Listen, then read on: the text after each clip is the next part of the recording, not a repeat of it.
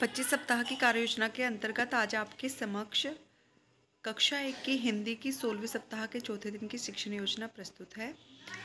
प्रथम कालांश में मौखिक भाषा विकास प्रक्रिया होगा और आज हम बच्चों को सामाजिक और भावनात्मक विकास से संबंधित गतिविधि कराएंगे जिसका नाम होगा हाव भाव। इस खेल में बच्चों के साथ चेहरे के भाव पर कार्य करना होगा। आप बच्चों के सामने चेहरे पर अलग अलग भाव लाकर दिखाएं और बच्चों से उस भाव का अनुमान लगाने को कहें। जब बच्चे अनुमान लगाएं तो उन्हें भाव के साथ एक उपयुक्त स्थिति भी सोचने को कहें। उदाहरण के लिए, अगर आप गुस्से का भाव दिखाएं तो बच्चों से पूछें कि ऐसा क्या हो रहा होगा जो मुझे गुस्सा आ रहा है। इस पर बच्चे अलग अलग प्रतिक्रिया देंगे। कुछ बच्चे कहेंगे कि जब हम काम नहीं करते तो आप गुस्से में होती हो, जब हम लड़ाई करते हैं तो आप गुस्से में होती हो। तो इस तरह से बच्चे अपनी अलग अलग प्रतिक्रिया देंगे। दूसरी बार बच्चों के कान में कोई एक भाव बोले और उनसे अभिनय करवाएं जिससे अन्य बच्चे अनुमान लगाएं। अगर बच्चे नहीं समझ पाते हैं तो आप सबसे पहले उदाहरण देके स्वयं उनको बताएंगे कि किस तरह से आपको करना है और आप यह सुनिश्चित करें कि सभी बच्चों को इस गतिविधि में कम से कम एक बार प्रतिभाग करने का अवसर जरूर मिले। गतिविधि से संबंधित एक दो उदाहरण आप बच्चों को दे सकते हैं। दूसरी हमारी जो गतिविधि होगी वो होगी खेल गतिविधि। इसमें हम कागज़ की गेंद और विषय लिखी हुई कुछ पर्चियों जैसे कविता सुनाना, कहानी सुनाना, गाना गाना, जानवर की आवाज़ निकालना, चुटकुला सुनाना, डांस करना, कुछ भी नृत्य करना, ये सब आप पर्चियों पे पहले से ही लिख लेंगे। अब आप बच्चों के साथ गोल घेरे में बैठें और पर्चियों को गोले के बीच में रख दें।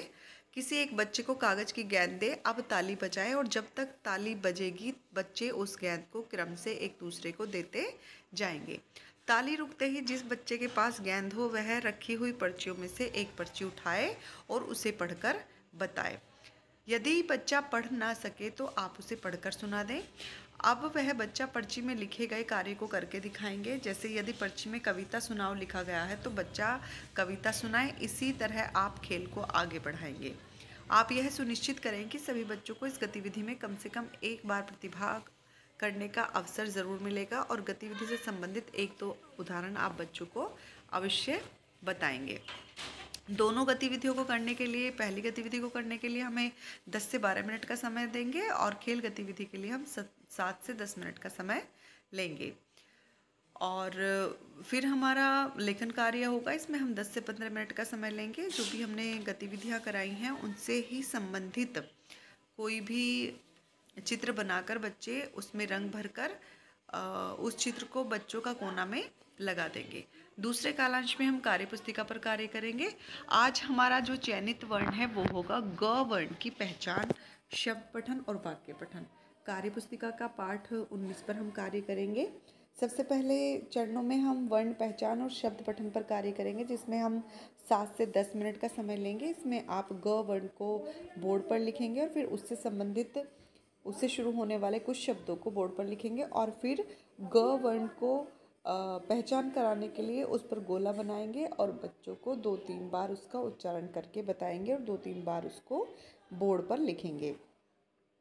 3 से 5 मिनट हम वाक्य पठन, जो भी हमने अब तक वर्ण या अक्षर बच्चों को सिखाए हैं उनसे बनने वाले सरल वाक्यों को हम बोर्ड पर लिखेंगे और बच्चों से इन्हें पढ़ने के लिए कहेंगे। उसके बाद फिर हम कार्यपुस्तिका पर कार्य करेंगे पाठ 19 पर।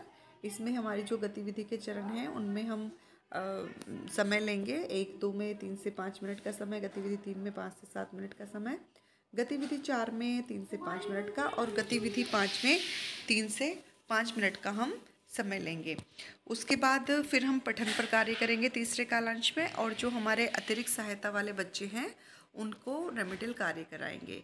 तो आज जो हम पठन करेंगे, जो हमने कल पठन किया था तीसरे दिन, वही पठन अभ्यास 4 का हम पुनः आज उनको आदर्श रूप से पढ़ेंगे। फिर आप बच्चों को अपने अपने समूहों में स्वतंत्र रूप से बारी बारी से पठन अभ्यास करने को कहें। बच्चे कितना समझ पा रहे हैं ये जानने के लिए उनसे 2-3 खुले छोर के प्रश्न भी आप करेंगे। फिर कुछ बच्चों को सबके सामने पाठ पढ़कर सुनाने को कहें। बाकी बच्चों को उनकी नोटबुक कागज़ में लिखे शब्दों वाक्यांशों में उंगली रखकर साथ साथ पढ़ने को कहेंगे। इस दौरान आप अलग अलग समूहों में जाकर बच्चों द्वारा किए जा रहे पठन अभ्यास का अवलोकन करेंगे और आवश्यकता अनुसार उनकी सहायता करेंगे।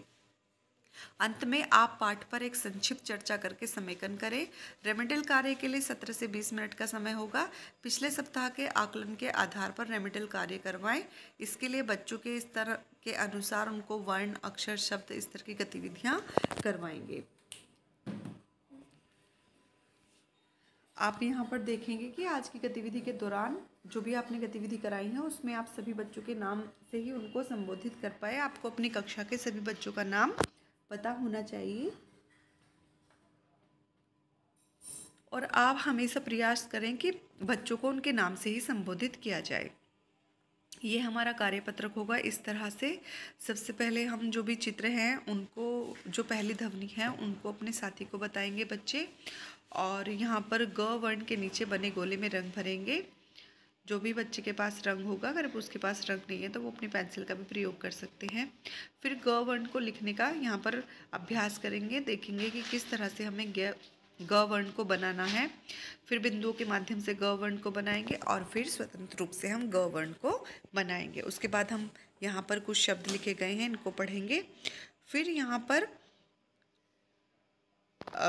वाक्य लिखे हुए हैं, तो इन वाक्यों को बच्चे पढ़कर आपको बताएंगे।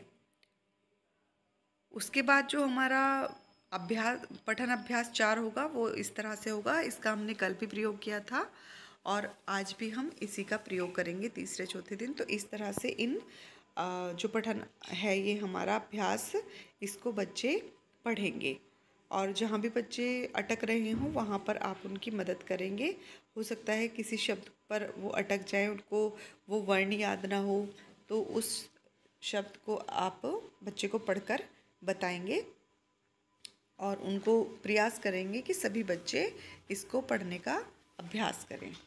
धन्यवाद।